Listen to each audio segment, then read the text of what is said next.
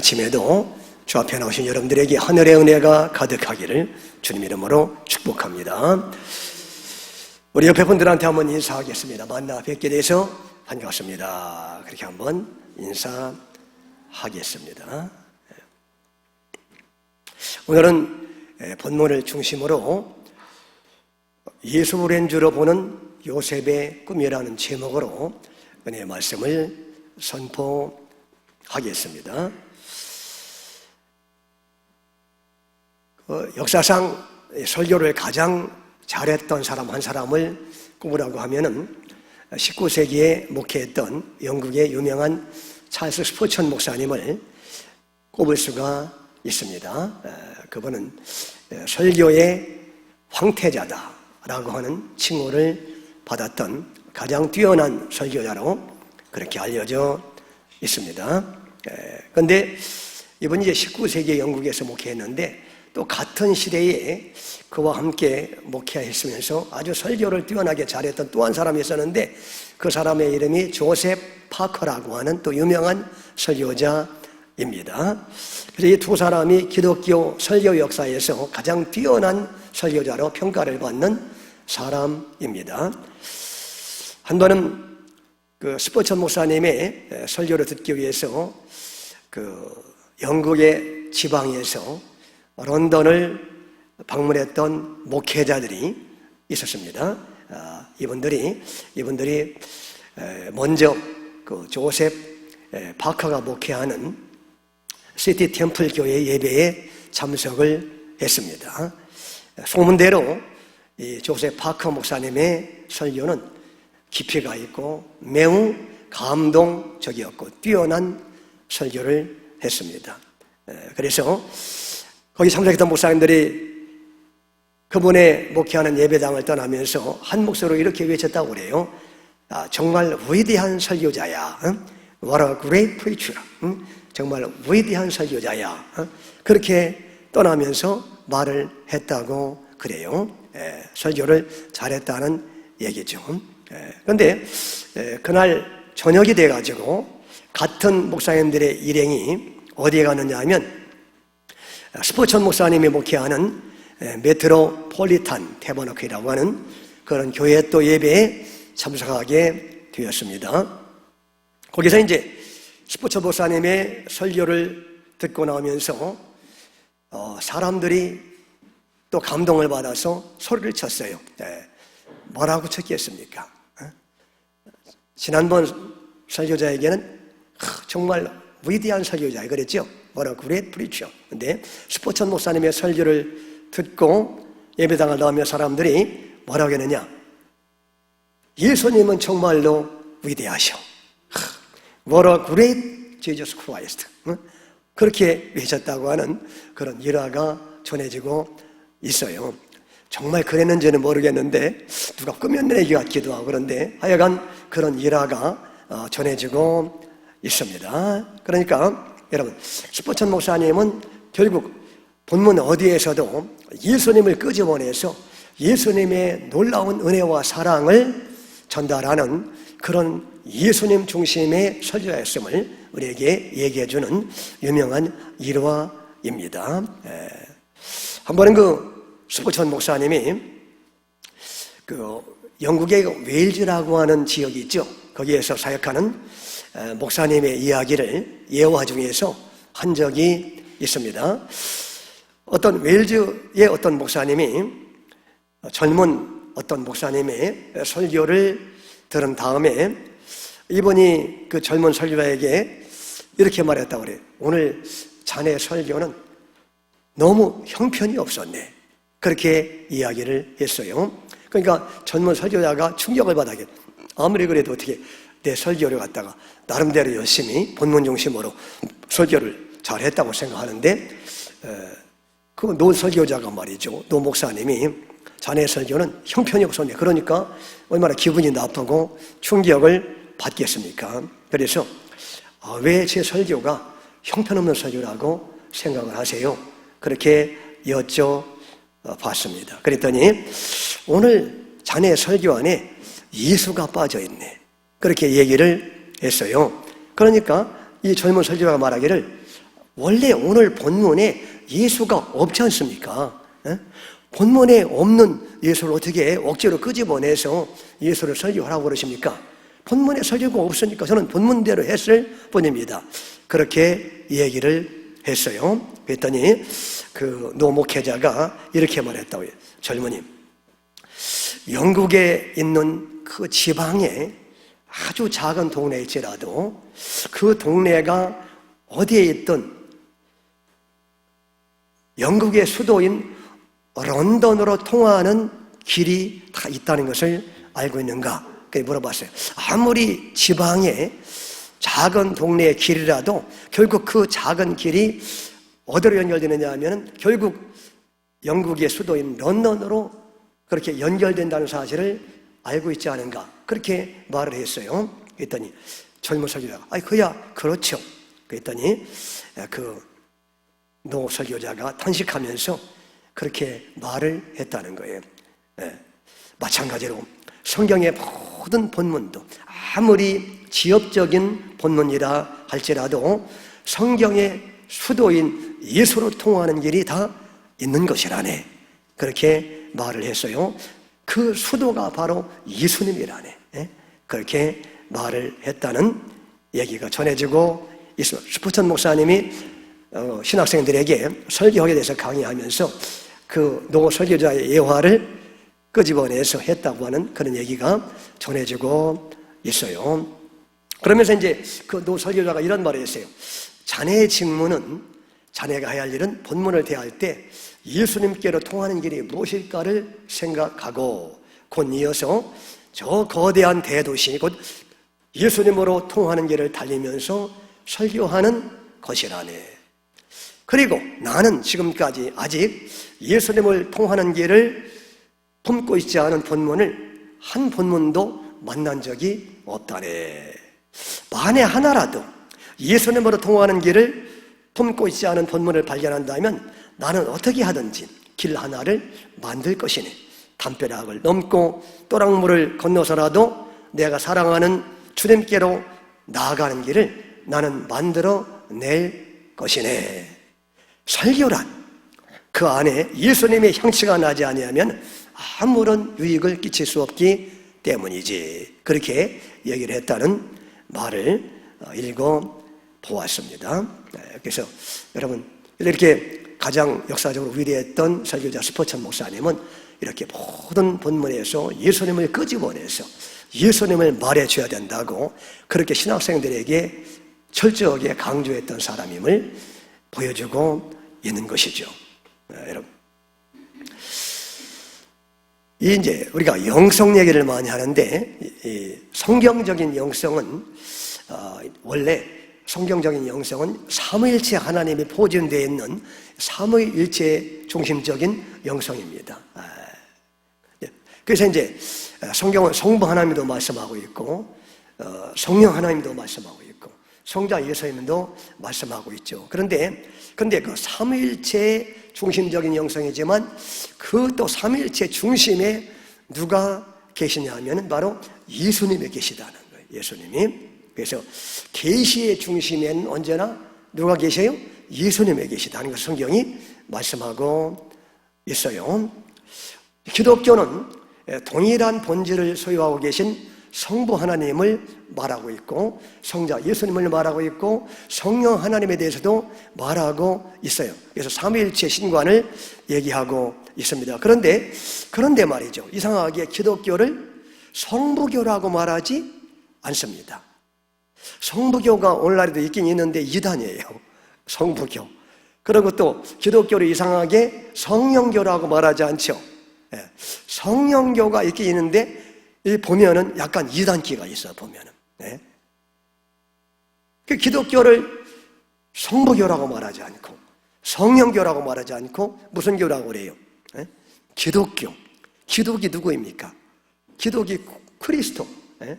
예수님을 말하는 거예요. 그죠?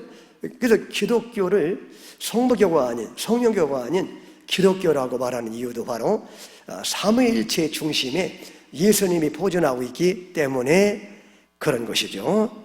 그러니까 여러분, 그 하나님을 올바로 이해하려면은 예수님을 통하지 않고는 성부 하나님도 올바로 이해할 수 없고 성령 하나님도 올바로 이해할 수 없기 때문에 그래서 언제나 이렇게 그리스도가 그 중심을 이루고 있음을 말씀하고 있습니다.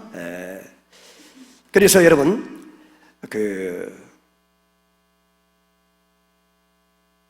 유대교나 이슬람교는 성부에 대한 신앙을 가지고 있지 성자에 대한 신앙을 가지고 있지는 않아요. 유대교나 이슬람교는. 그래서 그들은 성부 하나님을 인정하고 성령 하나님도 인정하는데 성자 예수님 인정하지 않아요. 그래서 결국은 그들은 하나님에게 버림을 당하고 말았습니다. 마찬가지로 또 어떤 일부 오순절파에서는 성령을 중심으로 해서 영성을 발전시키고 교리를 발전시키려고 하는데 그것도 올바른 길이 아니에요. 반드시 이렇게 건전하지 않은 길로 가는 것을 볼 수가 있고 신비주의 쪽으로 빠지는 것을 볼 수가 있습니다. 그러니까 여러분 이 성부 하나님은 우리가 어떻게 이해할 수 있느냐? 성자 예수님을 통해서만 이해할 수가 있어요. 그리고 성부 하나님께 가는 길도 성자 예수님을 통해서만 갈 수가 있습니다. 그리고 또 성령 하나님은 또 어떤 분이시냐? 성령 하나님은 예수의 영이라고 했어요. 그래서 언제나 우리로 하여금 예수님을 의지하도록 인도하신 분이 바로 성령이시고 예수님을 사랑하도록 인도하신 분이 바로 성령이시고 그렇죠? 성령은 진정한 진리되시는 예수님께로 언제나 인도한다고 성경이 우리에게 말씀하고 있는 것입니다. 그래서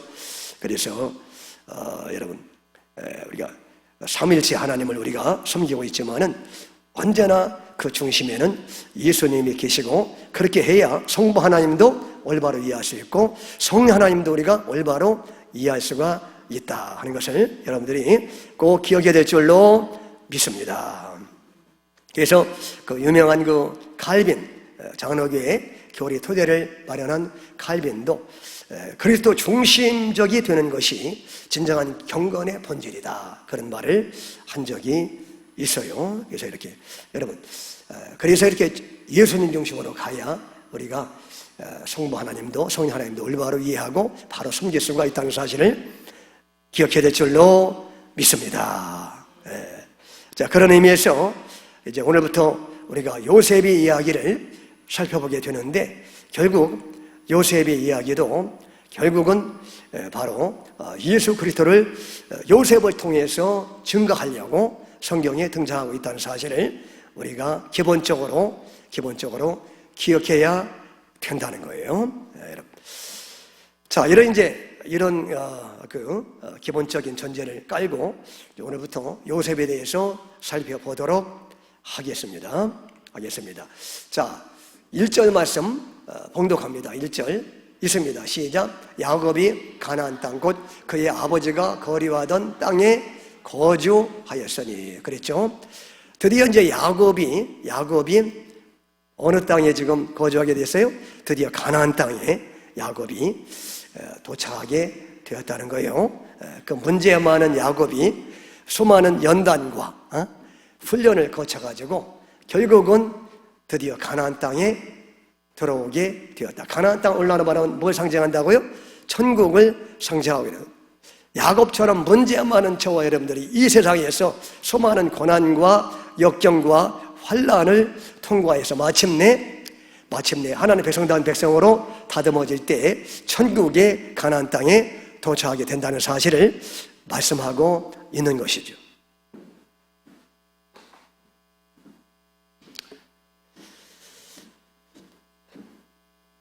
그러면서 이제 2절 보세요. 2절 봉독합니다. 2절 시작. 야곱의 족보는 이러하니라. 요셉이 17세의 소년으로서 그의 형들과 함께 양을 칠 때에 그의 아버지 아내들 비라와 실바의 아들들과 더불어 함께 있었더니 그가 그들의 잘못을 아버지에게 말하더라 그랬습니다. 그러면서 그 야곱의 족보는 이러하니라 그러면서 그 다음부터 야곱 얘기가 나와요? 요셉 얘기가 나와요?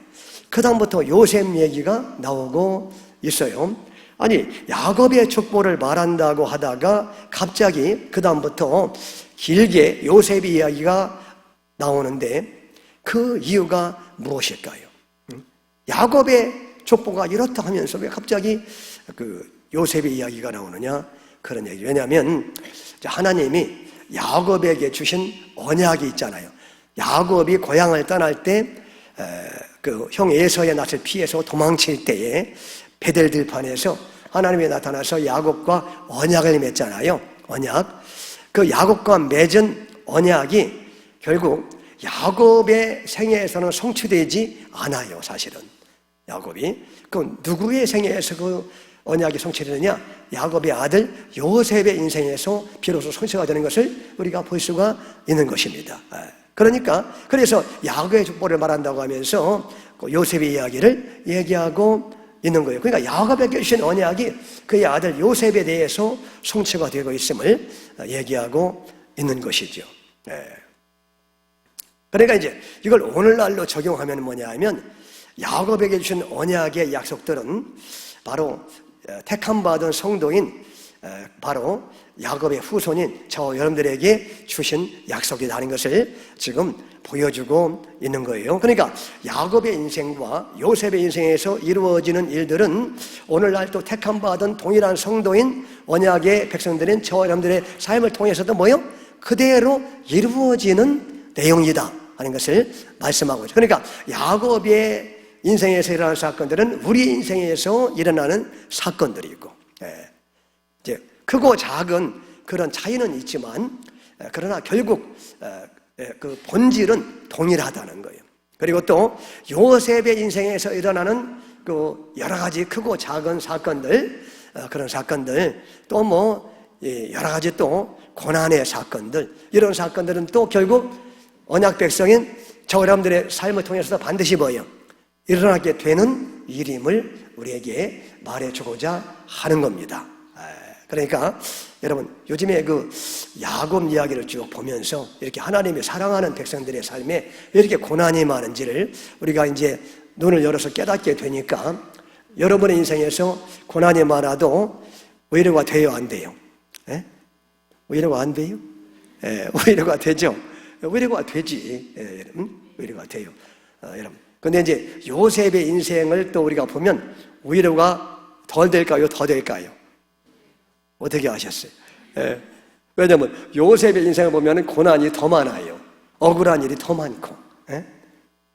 그러니까 요셉의 인생을 보면 또 우리가 더 큰 위로를 받게 될 줄로 믿습니다. 여러분, 그러니까 우리는 말이죠. 오늘 이제 얘기가 요셉의 꿈 얘기잖아요.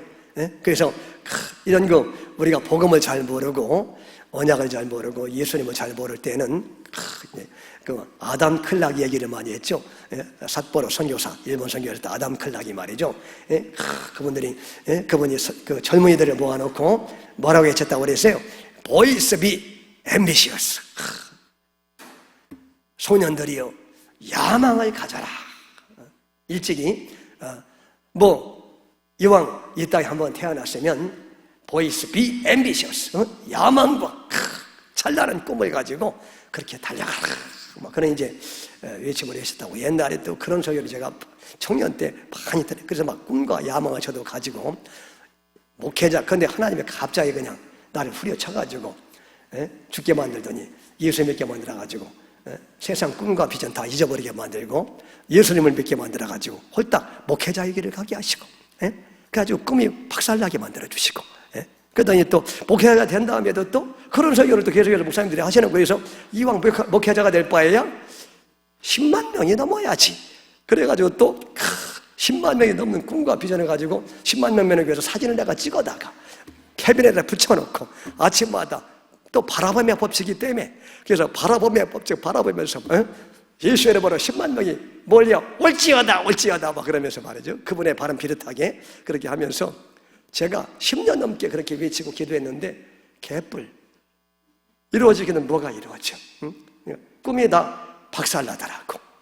근데 여러분 지금 생각하니까 그때는 그래서 많은 좌절을 겪었고 시련을 겪었지만은 지금 생각하니까 그렇게 가는 것이 하나님이 인도하시는 방식이었더라고. 왜냐하면 야곱을 보니까 요셉을 보니까 그거는 요셉의 꿈이 아니었어요. 요셉의 야망이 아니었어요. 그건 하나님의 꿈이었고, 하나님의 꿈이라는 것은 하나님의 언약이었고, 하나님의 계획이었고, 하나님의 뜻이었지, 그게. 근데 하나님의 뜻은 우리가 이 땅에서 우리의 야망과 꿈을 거창하게 품고 이루는 것이 하나님의 뜻이 아니고, 여러분, 우리가 꿈이라는 게 뭡니까? 사람들이 가지는 꿈이라는 게, 야망이라는 게 이 땅에서 잘 먹고 잘 살고 잘 누리는 거, 그거잖아요. 여러분, 잘 먹고 잘 살고 왕처럼 사는 것은 예수님을 믿으면 이미 성취된 줄로 믿으시기 바랍니다. 어디에서 성취됐어요? 천국에서 이미 성취된 거예요. 예수님을 믿으면 우리는요, 죽은 다음에 천국에 가면은 거기에 우리가 이 땅에서 원하던 부귀와 영화와 왕 같은 삶이 천국에서 정말 수만 배, 수억 배 더 거창한 그런 크기로 말이죠, 영원토록 천국에 확보된 줄로 믿으시기를 바랍니다. 아멘. 여러분, 이미 예수님을 믿는 사람들에게는 이런 어마어마한 축복이 이미 확보되어 있어요. 아멘. 그렇기 때문에 왜 이 땅에서 예수 믿는 사람들은 그런 우리 자신의 꿈과 야망이 이 땅에 성취되지 않게 하시느냐? 왜냐하면 그런 꿈은 이미 천국에 훨씬 더 좋은 방식으로 확보되어 있는데 이 땅에서 그런 것들을 또 그림자 같은 말이죠, 시원찮은 그런 것들을 하나님이 주신 이유가 뭐가 있습니까? 이미 확보되어 있는데. 그러니까 이 땅에서는 뭘 깨닫게 하시는 거예요? 이 땅에서는 고난을 통해서 내가 얼마나 그렇게 천국의 그런 엄청난 축복을 받을 만한 자격이 없는지를 깨달아야 되고, 그죠? 고난을 통해서 깨달아요. 내가 얼마나 못난지를 깨달아야 천국에 갔을 때 못난 우리에게, 자격 없는 우리에게 그런 어마어마한 복을 주신 주님을 영원토록 높이고 사랑하고 찬양할 거 아니에요. 그러니까 이 땅에서는 우리가 그런 복을 받을 만한 사람이 전혀 아니라는 사실을 점점 깨달아가는 과정이 이 땅의 삶이에요. 그러니까 우리가 얼마나 못났는지를 깨달으려면 사람들과 이렇게 부딪혀서 고난을 받아야 깨닫잖아요. 그죠? 여러분, 그래서 하나님이 이 땅에서 하나님의 사랑하는 사람에게는 고난을 주시는 것이고, 그리고 이 땅에서 말이죠, 그렇게 우리가 고난을 당하고 배신을 당하고 때때로 욕을 먹고 무시를 당하고 이런 것들을 통해서 예수님이 나를 구원하시려고 이 땅에 오셔가지고 이렇게 배신을 당하시고 이렇게 욕을 먹으시고 이렇게 무시를 당했구나 하면서 내 구주 예수님을 더 깊이 알아가면서 천국에 갔을 때 예수님을 더 사랑하게 되는 거예요. 그래서 예수님의 고난을 억만 분의 1이라도 우리가 이 땅에서 깨달아야 천국에 갔을 때 신랑 예수님을 높이고 사랑할 거 아니에요. 그런 걸 깨닫지 못하고 그냥 믿자마자 홀딱 천국에 가면은요, 신랑을 앞에 두고 당신 누구요? 나를 위해서 해준 게 뭐가 있어? 이렇게 생각하고 신랑 대신 예수님을 사랑하지도 않고 높이지도 않을 거 아니에요. 영원토록 살면서도. 그러니까 그런 일이 있으면 안 되잖아요. 얼마나 우리 신랑 대신 예수님이 나를 위해서 고난당하시고 나를 고통당하시는, 우리가 고난을 통해서 내가 겪는 그런 고통을 통해서 억만 배의 일이라도 이해해야 천국에 갔을 때 그 예수님을 우리가 진정으로 높이고 사랑하게 되니까.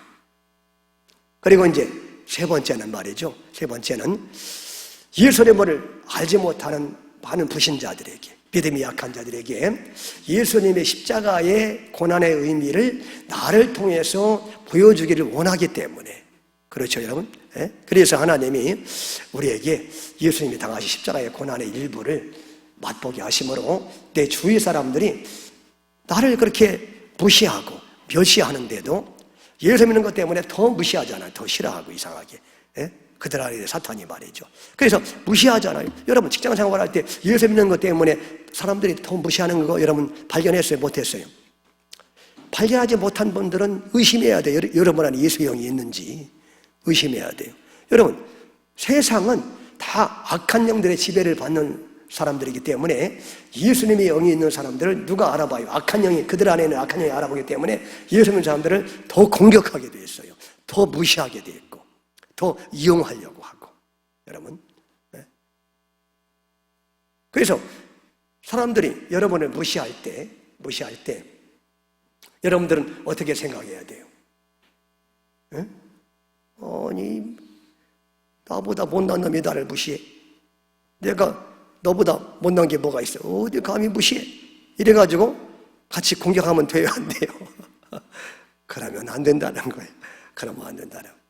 그러니까 아하, 주님이 이 땅에 오셔가지고 나는 뭐 어차피 죄인이기 때문에 무시당하는 게 마땅하지만 예수님은 죄도 없으신 분인데 내 죄 때문에 내 죄를 짊어지시고 이렇게 무시를 받으셨구나. 그 잽도 안 되는 인간들에게 이렇게 무시를 당할 때 예수님의 심정이 이러하셨겠구나. 주님 감사합니다. 내가 이렇게 무시당함으로써 예수님의 무시당함에 억만분의 1이라도 내가 깨닫게 하시니 너무나 감사합니다. 이런 고백을 해야 된다는 거예요. 이런 고백을.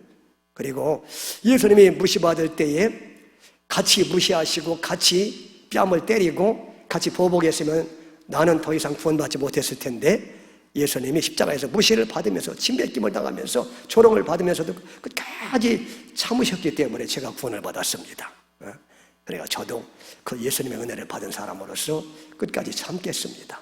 그러고서 오히려 나로 하여금 예수님이 십자가를 깨닫게 하니까 그분이 더 귀하잖아요. 그죠? 그리고 또 내가 참는 모습을 통해서 예수님의 그 아름다운 모습을 그 사람에게 보여주게 하니까 또 내가 또 그런 기회를 그 사람을 통해서 주시니 감사한 거고. 그러니까 나를 무시하는 사람을 같이 무시하거나 뺨을 때리지 말고 어떻게 해야 됩니까? 응? 냉면 사줘야지. 네? 냉면 사주고 그 다음에 잘해줘야죠. 할렐루야. 그럴 때 그 사람들이 충격을 받는 거예요. 응? 왜 나는 무시했는데 저 사람은 내게 냉면을 사주고 나를 선대하고 더 잘해주나. 아, 예수님이 저런 분이셨구나 하면서 감동받아서 깨닫고 예수님을 알게 되고 주 앞에 돌아오는 역사가 나타나게 하신다는 거예요. 할렐루야.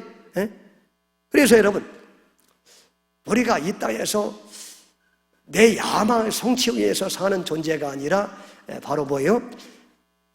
잘 먹고 잘 살고 왕 되는 것은 이미 확보됐기 때문에 천국에 이 땅에서는 여러분 내 못남을 발견하고 깨달아가면서 그러면서 예수님의 십자가를 더 깊이 이해하게 되고 예수님의 십자가를 사람들에게 증거하는 그런 기회로 삼으라고 하나님이 아직 우리를 데려가지 않고 이 땅의 삶을 살아가고 있음을 보여주는 것이 바로 요셉의 인생이다.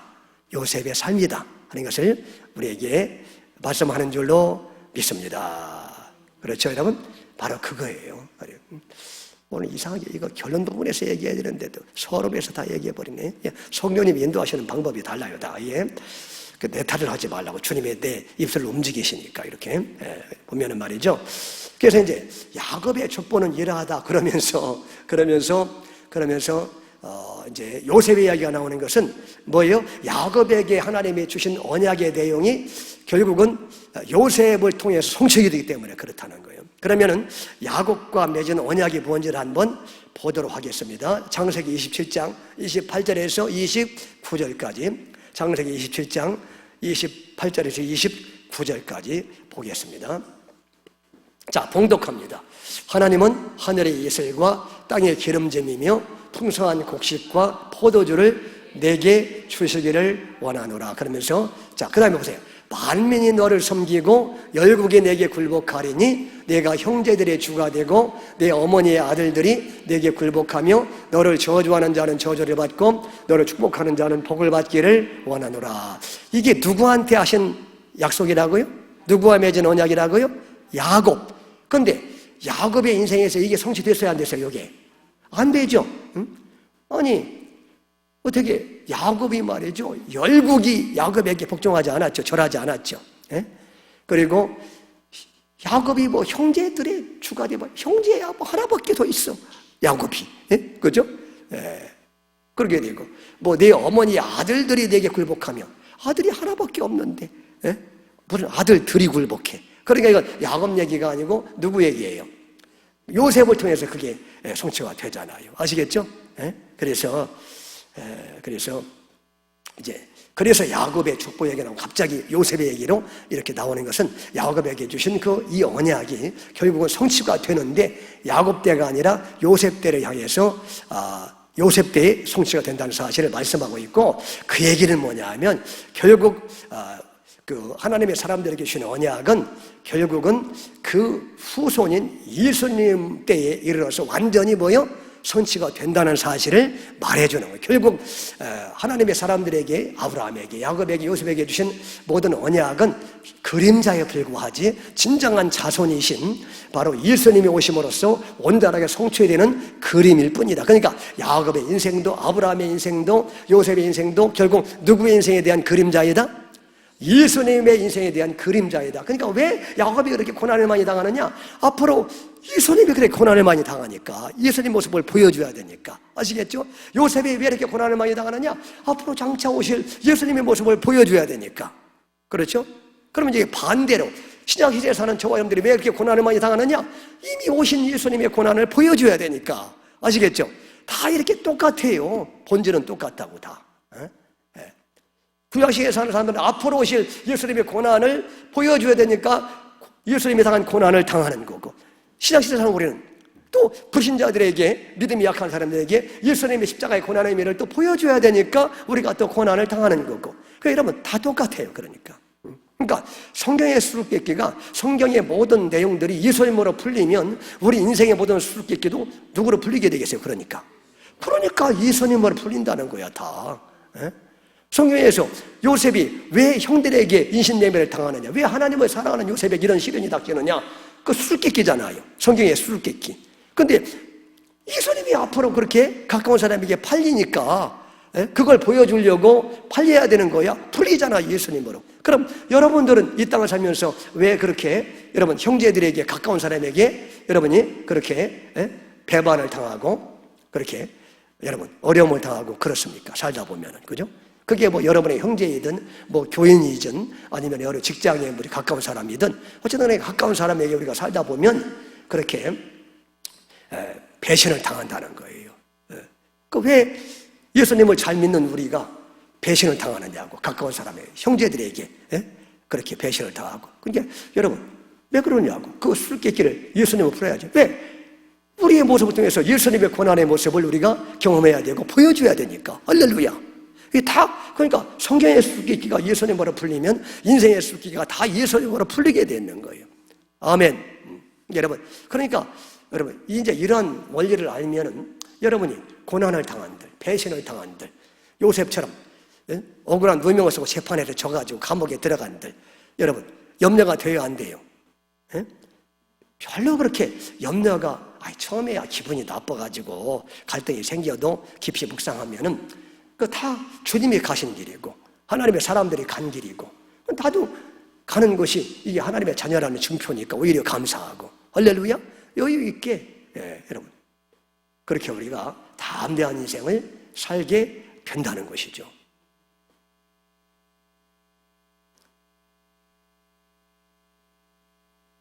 3절 말씀 또 보겠습니다. 3절 읽습니다. 요셉은 노년에 얻은 아들이므로 이스라엘이 열아들보다 그를 더 사랑하므로 그를 위하여 채색 옷을 지었더니 그랬죠. 자, 2절 설명을 좀 덜 했네. 2절 다시 2절로 올라가서 보면은 말이죠. 2절 읽었어요? 야곱의 족보는 이러하니라 그러면서 요셉이, 거기만 설명했구나.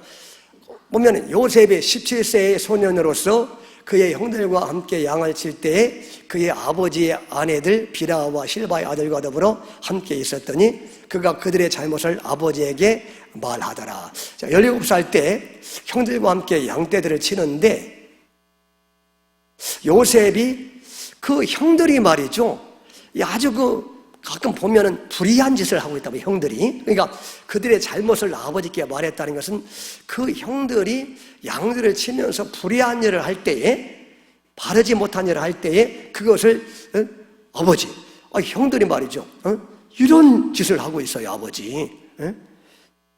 하나님의 백성이 말이죠. 그러면 되겠습니까, 아버지? 이런 짓을 하고, 이렇게 그들의 잘못을 아버지께 말했다는 거예요. 그전에는 저는 이런 말씀을 드리면서 요셉이 미움받을 만한 짓을 했구나, 고자질을 잘했네, 이것이.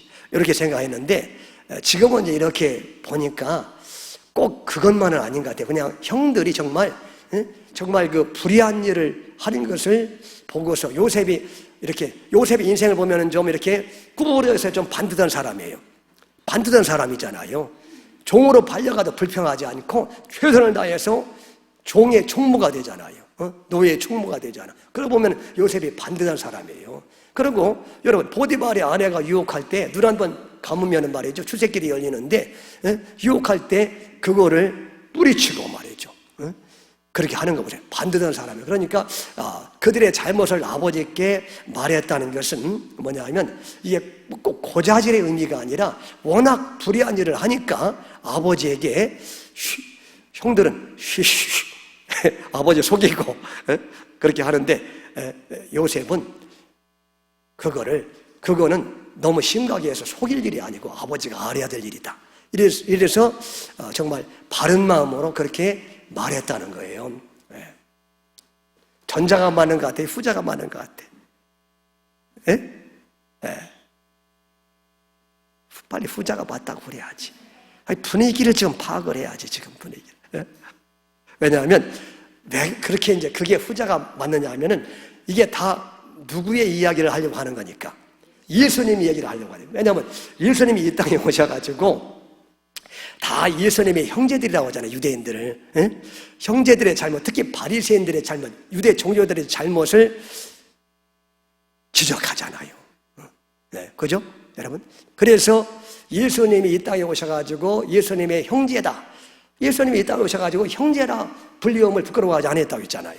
그러니까 유대인들이 하나님의 백성으로서 예수님의 형제들인데, 그들이 하나님 앞에 여러분 워낙 잘못하는 거예요. 바리새인들 특히 말이죠, 종교 지도자들, 이 사람들이 하나님 앞에 잘못하는 거예요. 그래서 그들의 잘못을 지적하잖아요. 심하게 책망도 하고. 그럴 때 그것 때문에 요셉이 미움을 받듯이 예수님이 그렇게 이 땅에 오셔가지고 그 유대인들의 형제들의 잘못을 지적할 때 예수님이 그것 때문에 미움을 받아서 결국 팔리고 죽임을 당한다 하는 것을 지금 다 보여주고 있는 겁니다, 이게. 여러분, 우리도 이제 예수님이 여기 있는 사람은 회사나 사회에서 불의한 일을 봤을 때 그냥 이렇게 종거라고 그렇게 하는 게 아니라, 우리도 예수의 영이 있는 사람은 그렇게 올바른 말을 할 수가 있어야 되고, 그런데 그럴 때 미움을 받는다는 거예요. 근데 이제 그 길이 바로 예수님이 가신 고난의 길임을 우리가 기억해야 된다는 사실을 또 말씀하고 있는 것이죠. 3절 보겠습니다. 3절. 요셉은 노년에 얻은 아들이므로 이스라엘이 여러 아들들보다 그를 더 사랑하므로 그를 위하여 채색옷을 지었더니. 자, 요셉은 노년에 얻은 아들이기 때문에 더 사랑해서 채색옷을 지어 입혔다 그랬는데, 이게 이제 그런데 그 채색옷이 뭘까? 자, 4절 보세요. 4절.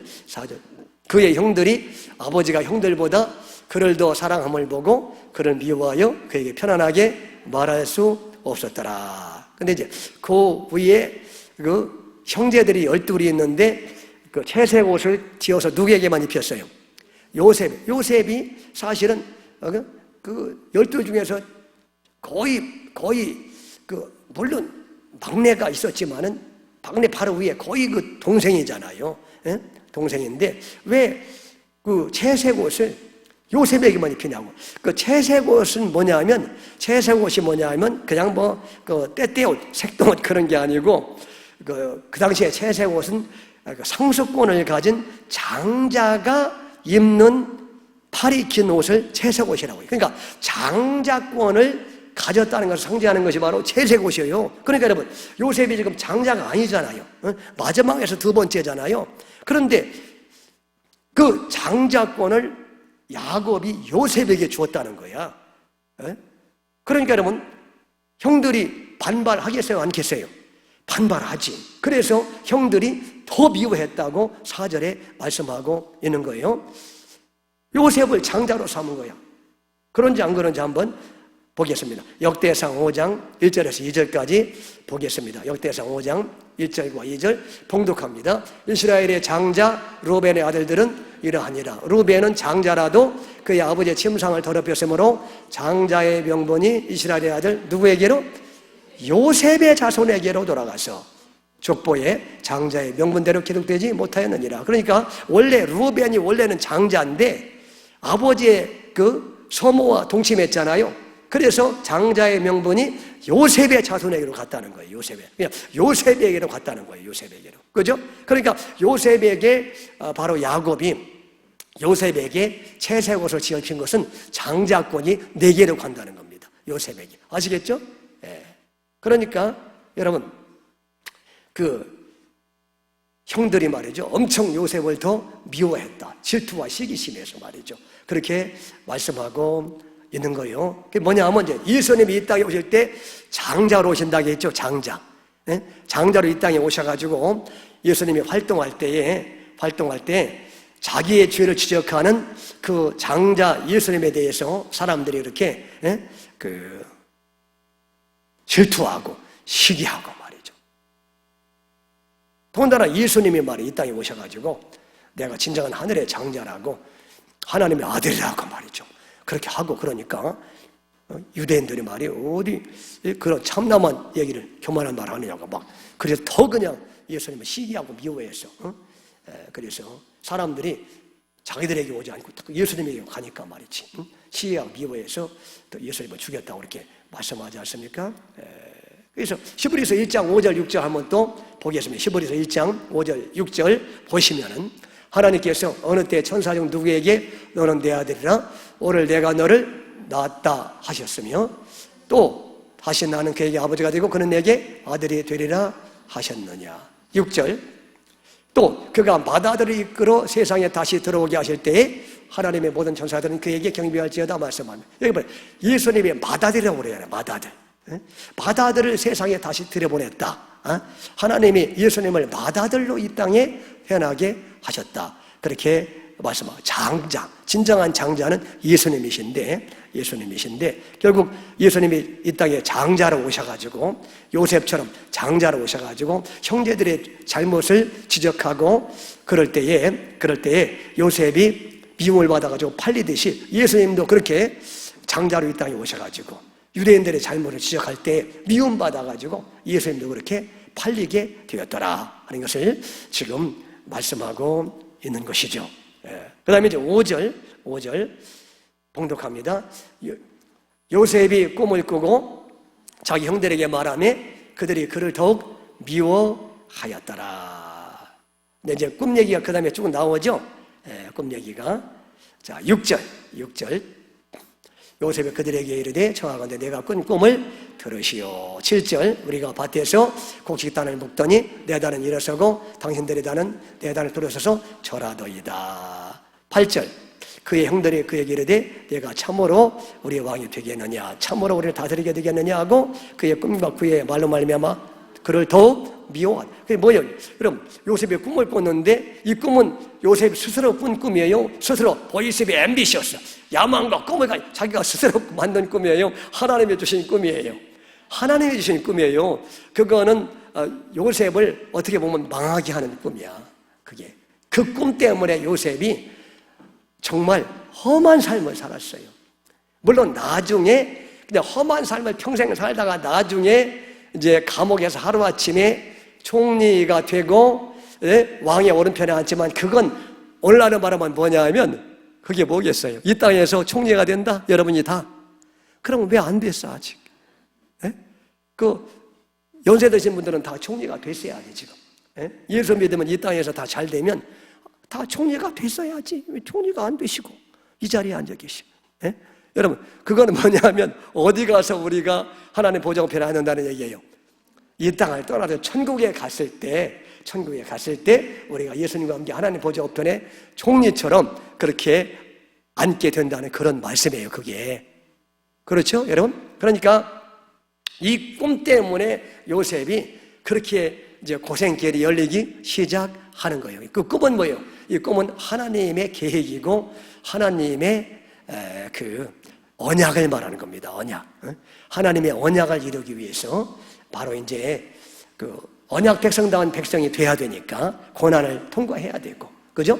또 그 언약을 통해서 예수님의 모습을 보여줘야 되니까 고난을 통과해야 되고, 또 이제 고난을 통해서 예수님을 더 깊이 알아가야 되니까 십자가를, 그러니까 고난을 통과해야 되고. 그래서 이 꿈 때문에 결국 요셉은 그렇게 미움을 받는데, 예수님도 뭐라고 그래요? 예수님도 종종 유대인들에게 내가 하나님의 아들이다, 내가 왕이다 말씀하시잖아요. 예? 말씀. 그러니까 요셉이 지금 왕이 된 모습 아니야? 왕이 되니까 막 사람들이 절하고 어머니 아버지도 절한다는 그런 얘기 아니에요? 지금 요셉의 꿈 얘기가 자기가 왕이 된다는 얘기 아니야? 총리가 된다는 얘기 아니야? 통치자가 된다는 얘기 아닙니까? 이 꿈이. 그러니까 꿈 얘기했더니 이렇게 사람들이 싫어하는 거예요. 예수님이 이 땅에 오셔가지고 사람들에게, 여러분, 내가 하나님의 아들이다, 뭐 예수님이 잘못 얘기했어요? 내가 진정한 왕이다. 빌라도가 신문하면서 내가 유대인의 왕이냐? 내가 그렇다. 내가 왕이다. 진정한 왕이다. 말씀하잖아요. 그러니까 더 막 어디 참나만 말을 하냐고 막 다 난리를 치잖아. 아니 왕이라고 그러는데, 여러분 난리를 치잖아요. 그렇게. 그래가지고 막 더 미워하고 그래, 유대인들이 말이죠. 아시겠죠? 그러니까 꿈 얘기를 하니까 네가 우리의 왕이 되겠느냐? 어디 감히 참나만 말을 하느냐? 여기 더 미워하고 그것 때문에 더 죽이려고 했다. 예수님이 이 땅에 오셔가지고 왕이라고 하니까 사람들이 말이죠. 어디 이렇게 비천하게 나사렛 비천에서 와가지고 말이지 무슨 그 가난뱅이로 말이죠. 그렇게 평생 살면서 왕이라고 어디 그런 말을 하냐고 말이죠. 그래가지고 미워하고 그렇게 했다. 그런 얘기입니다, 여러분. 참.